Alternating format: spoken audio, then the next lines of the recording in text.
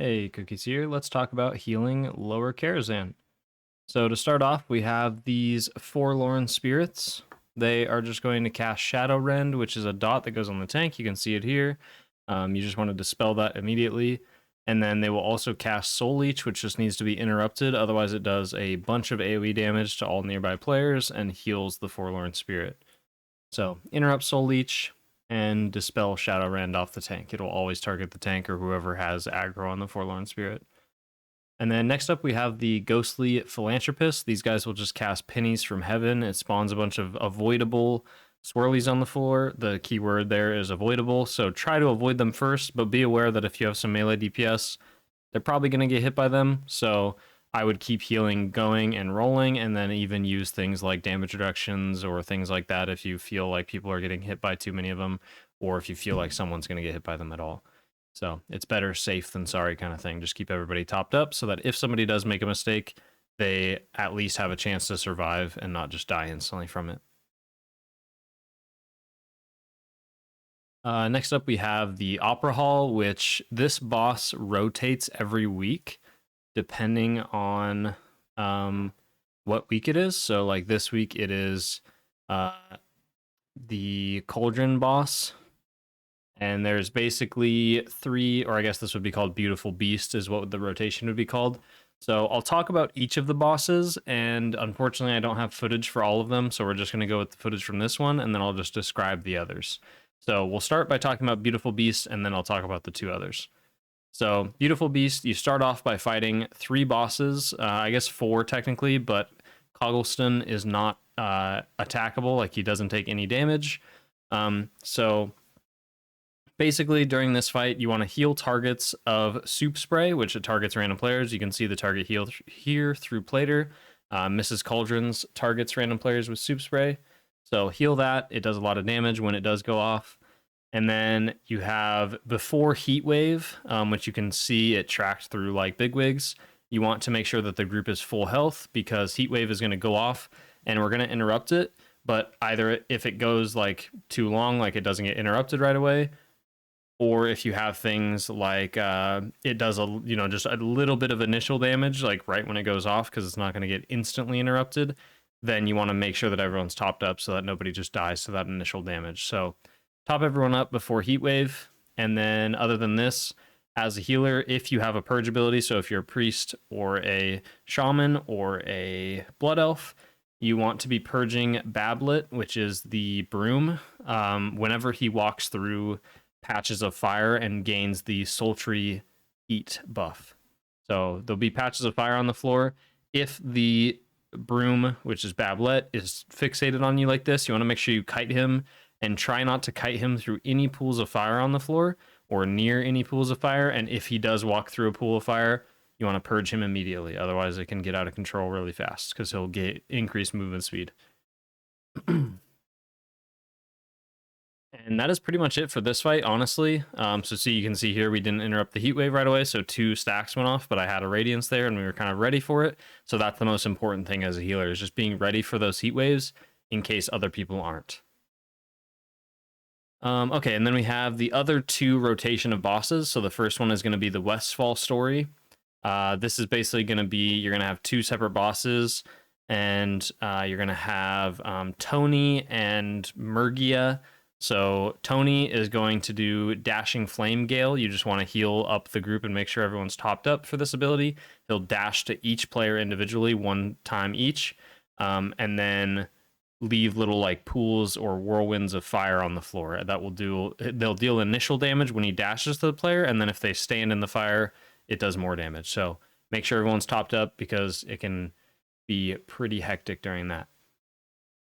And then he's going to have some ads that start with him in the fight. They'll apply Poisonous Shank to random players. They'll like blink and apply it. And it applies in an AoE, so it applies to everybody around the player that they used it on. So stay spread out. Dispel if you have a poison dispel as much as possible. There's going to be a lot of them, and they do a ton of damage. And then also make sure you're healing players affected by it. So if you don't have a poison dispel, make sure you're tracking that Poisonous Shank through your frame so that you can see who needs the most healing. And then last up, when you're fighting Murgia, you're going to top up the group before every Thunder Ritual. The Thunder Ritual, you'll see little circles spawn underneath you, and then after a short period, they'll blow up and do some damage. And then the last boss, we have Wicket. So this is going to be the other play that rotates. There's going to be 2 bosses once again, and you're pretty much going to want to interrupt Flashy Bolt, otherwise it does a bunch of damage to a random player. So be mindful of that when it goes off. And then before every, I think it's called Magic Magnificence or something like that. It's a big cast that the main boss does. And there's going to be little pools on the floor. You're going to need to step in the pools to get fired up into the air and avoid the damage from this other ability that the boss does. So when you step in the pool, you deal it does damage to you, but it doesn't instant kill you like the other ability. So that's why you're taking a little bit of damage to avoid getting one shot. So make sure the group is topped up before each of those. And then other than that, you're pretty much just watching the random damage from flashy bolts. And during Wicket, when there's going to be like monkey ads that spawn, when those spawn, it just does randomized damage to people in the group. So keep the group topped up during that as well. All right. Next up, we can skip ahead. And we're skipping pretty far ahead. All these mobs aren't really very important that we need to know about. So next up, we're going to talk about the Skeletal Ushers. These guys just cast Flashlight. When they do cast Flashlight, make sure you aren't facing them. So here, Flashlight cast, I turn around. It still does a fair bit of damage, whether you are facing him or not. It does double damage if you're facing him, so be mindful of that. But when you're facing away, it still does damage, so make sure everybody is topped up before that ability happens. And then next up, we're going to skip in here, and we have the Wholesome Host or Hostess.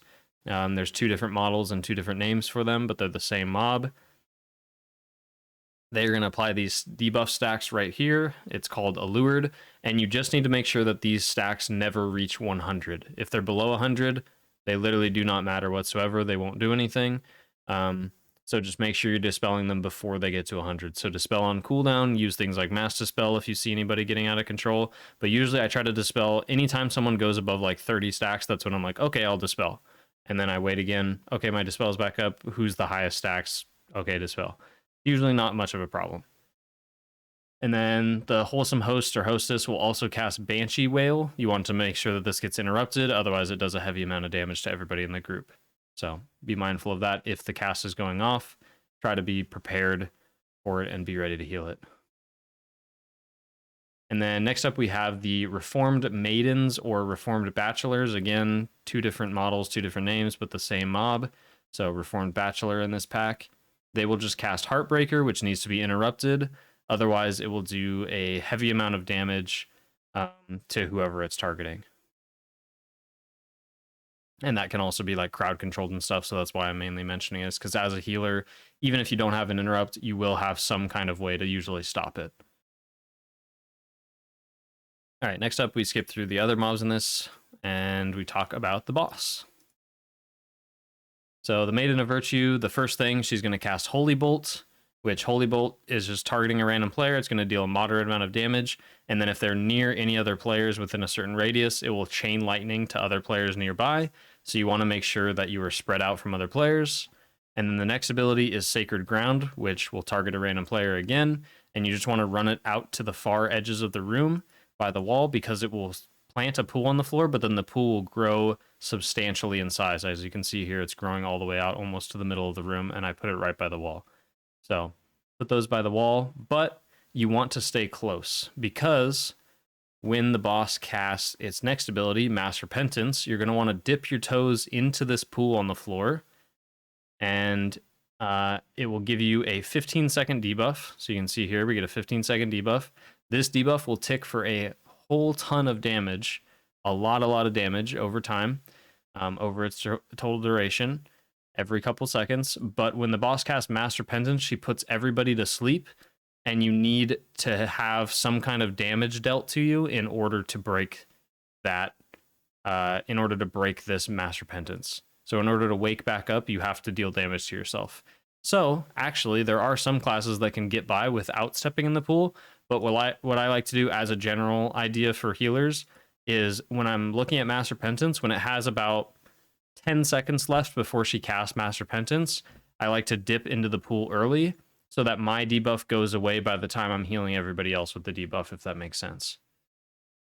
So as you can see here, I'm going to dip in early, and then so right here has about 13 seconds left. I dip in, and then now when she casts Mass Repentance, I'll show it right here.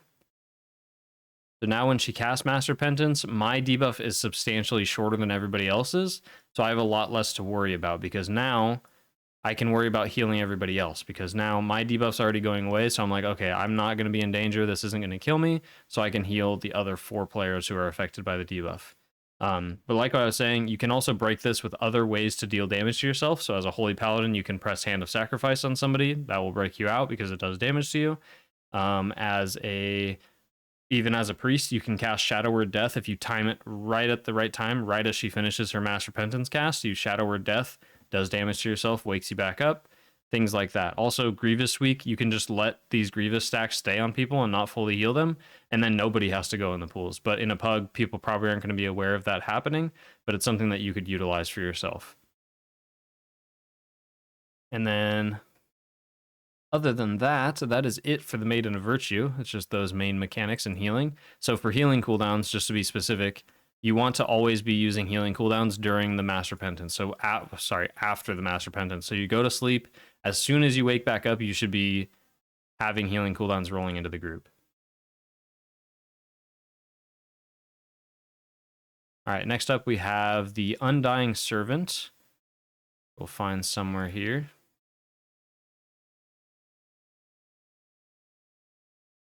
There he is. So for the Undying Servants, they just cast Shackles of Servitude. This just makes the player do 70% reduced damage and have 70% reduced movement speed. So dispel this off of whoever it goes on immediately. They don't do anything else important, so we're going to skip ahead where we jump down here off the ledge. And now we're going to talk about the Arcane Wardens, which the Arcane Wardens are going to cast a Volatile Charge. It's going to put 2 debuffs on 2 random players, and there's no way to get rid of it or anything. It'll do a large AoE around them, so they need to get out of the group and spread out, and then they'll take a heavy amount of AoE, or not AoE, but they'll take a heavy amount of damage. And as you can see there, it cleaved onto us because I stepped in a little too close and stuff like that. So be mindful of that, and then help keep those players topped up as soon as that goes out. And if you have any way to like shield them or apply absorbs or damage reduction, that's the best time to use it. All right, and then we'll talk about the boss because the rest of this trash doesn't really matter. It's mostly just the Arcane Wardens. So we're going to CC some of the bosses and break out one of the others. I think something gets messed up here. I think I like tab target and it breaks one of the mobs out and gets me killed. But we'll explain the fight nonetheless. So the boss's names, some of them do rotate and they do different abilities. So I'm not going to explain everything. I'm just going to explain the main like healer ones. So first off, we have Moarsoulz himself, which is the main boss. He will always be active. He's like the actual boss. It's all the other like ads that get rotated out week to week. So Moarsoulz will cast Coat Check. This will just put a dispellable armor reduction debuff on the tank. You just dispel this as soon as it goes on them. And then he will also vanish and garrote people. So there he used it on me. It does a heavy amount of damage, but there it's because I broke this mob out too, so she like smited me at the same time.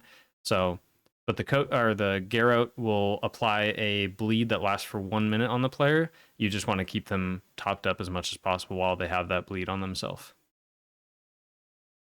And then other than this, you have Druger is going to be the first really important mob that you're going to want to know. So that is this guy right here. He casts Iron Whirlwind, and it will just deal a moderate amount of ticking damage to everybody over the duration of the whirlwind. So you can see here we're all taking like pulsing damage. So this is where you would use healing cooldowns, is for the Iron Whirlwind. Other than him, there's really not any important mobs that you need to be aware of as a healer. Like nothing is healing intensive. It's all just dodgeable stuff or things that need to be interrupted. So Iron Whirlwind and then Moarsoulz abilities are all that you as a healer need to be aware of. The rest I would not worry about until you understand those 2 bosses. All right, and that's it for Moarsoulz. And then next up we're going to skip down to the stables, and we have the Spectral Chargers. So these guys just cast Trampling Stomp. It can be interrupted, but when it does go off, and it inevitably will because they're just all of them are casting it constantly, it will deal a moderate amount of damage to everybody in the group. So when these are going to go off, just keep the group nice and topped up and keep them healed in between. And then next up we have the Spectral Stable Hands. These guys, the only really important thing that they cast is Healing Touch, which will full heal one of the chargers. So you just want to be mindful of that and help interrupt that when you can. And then last up we have the boss. We'll go ahead and skip ahead because these are just all copy-paste mobs that are sitting in here.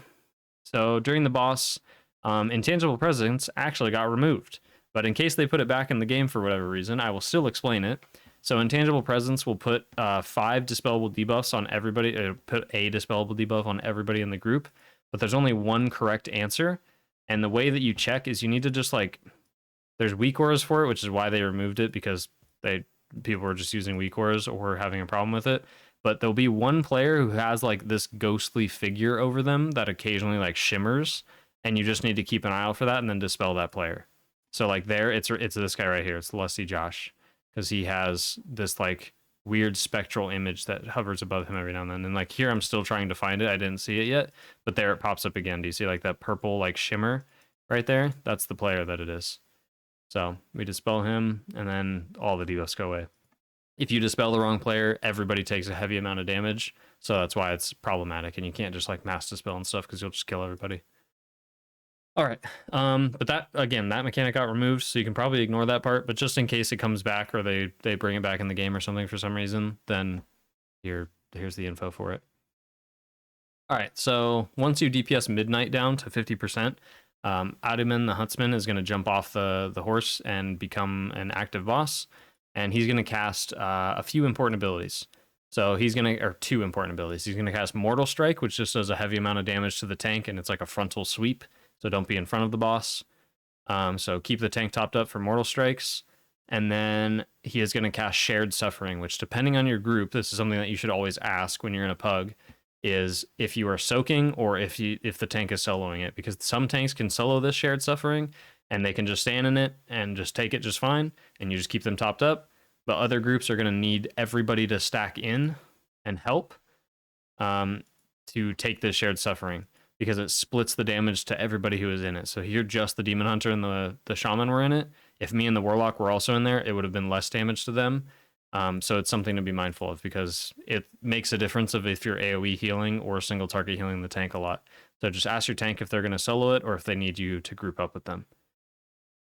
And then once Midnight's back to full HP, he'll regen HP while you're fighting Aduman.